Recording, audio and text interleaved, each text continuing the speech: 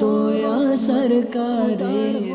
মিসওয়াকের ব্যবহার নিজের জন্য আবশ্যক করে নাও, কেননা তাতে মুখের পরিচ্ছন্নতা এবং আল্লাহ তাআলার সন্তুষ্টির মাধ্যম রয়েছে। মিসওয়াক সহকারে 2 রাকাত নামাজ পড়া মিসওয়াক ছাড়া 70 রাকাত নামাজ এর চেয়ে উত্তম।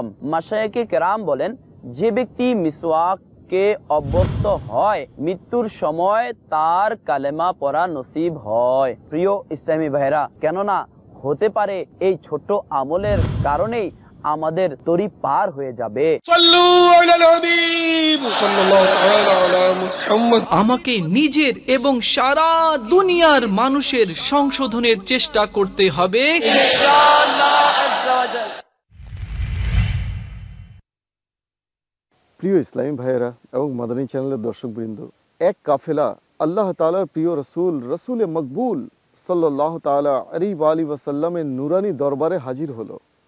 তাদের মধ্যে এক ব্যক্তির স্বাস্থ্য খারাপ ছিল, তার খিঁচুনি চলে আসতো। সরকারে নামদার, মদিনার তাজদার, উভয় জাহানের মালিক ও মুখতার সাল্লাল্লাহু তাআলা আলাইহি ওয়াসাল্লাম তার পিঠে নিজের হাত মুবারক মেরে ওই রোগীর ভেতর বিদ্যমান আপদকে উদ্দেশ্য করে বললেন, হে আল্লাহর দুশমন, বের হয়ে যা। অতঃপর তার চেহারার উপর হাত মুবারক বুলিয়ে দিলেন। তখন ওই রোগী এমন সুস্থ হয়ে গেল যে আগত কাফেলার মধ্যে তার থেকে স্বাস্থ্যবান আর কাউকে দেখা গেল না।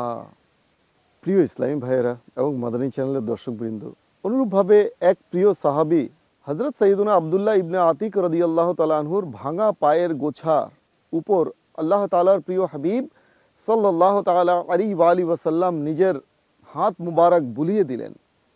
তখন তা এমন ভালো হয়ে গেল, দেখে মনে হলো যে সেখানে কিছুই হয়নি।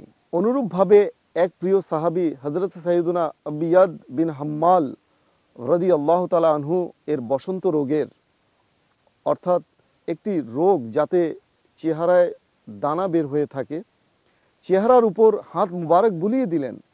ফলে চেহারা তৎক্ষণাৎ ভালো হয়ে গেল এবং বসন্ত রোগের দানার চিহ্নগুলো বিদূরিত হয়ে গেল। কিছু সাহাবা কেরাম আলাইহিমুর রিদওয়ানকে বিভিন্ন সময়ে নিজের হাত মুবারক দ্বারা লাকড়ি বা গাছের ডাল প্রদান করেন, তখন সেটা তলোয়ারে পরিণত হয়ে যেত। সুবহানাল্লাহ। কারো চেহারার উপর নিজের হাত মুবারক বুলিয়ে দিতেন, তখন সে চেহারা নুরানি হয়ে যেত। কোনো রোগীর উপর হাত মুবারক বুলিয়ে দিলে তখন সেই রোগ দূরীভূত হওয়ার সাথে সাথে তার শরীর সুগন্ধিময় হয়ে যেত। অনুরূপভাবে এক সাহাবী হযরত সৈয়দনা উসমান বিন আবুল আস রাদিয়াল্লাহু তাআলা আনহুর এর বুকের উপর হাত মুবারক বুলিয়ে দিলেন, তখন তার স্মরণ শক্তি একেবারে প্রখর হয়ে গেল। সুবহানাল্লাহ।